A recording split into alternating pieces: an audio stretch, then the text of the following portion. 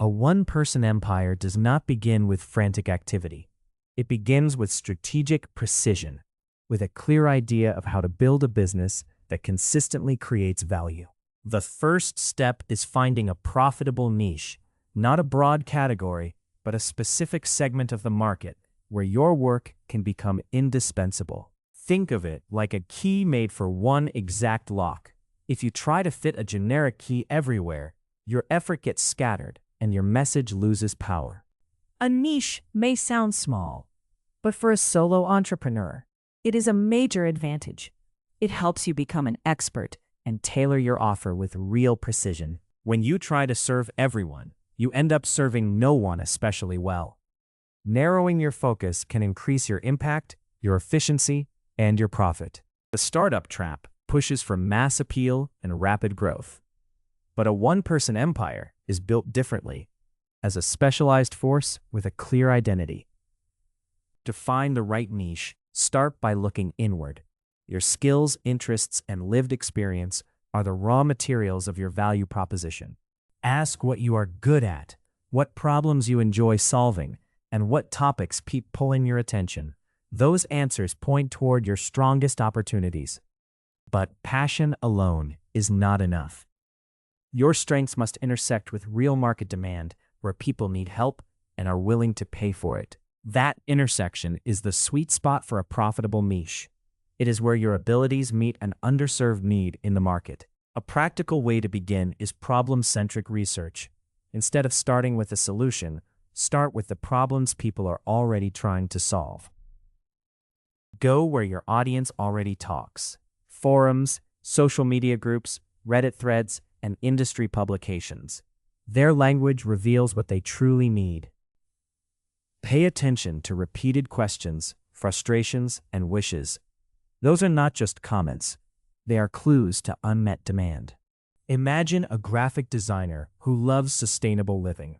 Instead of offering general design, they notice a recurring problem among eco-conscious businesses. Many of these businesses need branding that reflects their values, stands out, and avoids expensive agencies that may not understand them. That insight creates a clear niche. Another path is looking for underserved areas inside existing markets. You are not always seeking no competition, only better solutions for overlooked people.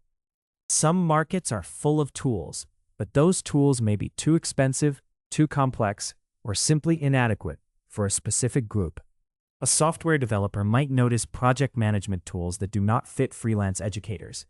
That gap could become an integrated system built for their workflow. Your own background can reveal another niche. A skill from one field, combined with knowledge from another, can create a highly specific and useful offer. An accountant who loves vintage cars might serve classic car restoration businesses. The value comes from combining professional expertise with specialized context. But a need alone does not make a niche profitable. You also need customers who can pay, want to pay, and already spend money on the problem. If people are already paying for mediocre solutions, that is a strong signal.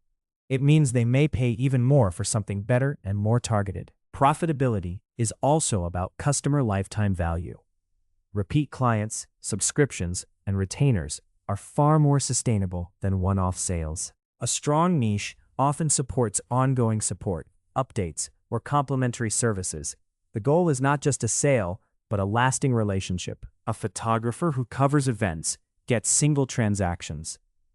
But a more specific niche can lead to referrals, follow-up sessions, and deeper client loyalty. Research should also include informational interviews. Speak with people in your potential audience and ask about their challenges, current solutions, and wishes. These conversations reveal details that online research can miss. Sometimes the biggest issue is not skill, but mindset, fear, or the realities of starting from scratch. It is also wise to study the competition. A crowded niche is not always a warning sign. It can also prove that people are willing to buy. The question is whether you can carve out a specific angle, a more personal service, a lower entry point, or a better use of technology. Finding your niche is an iterative process. Start with a hypothesis.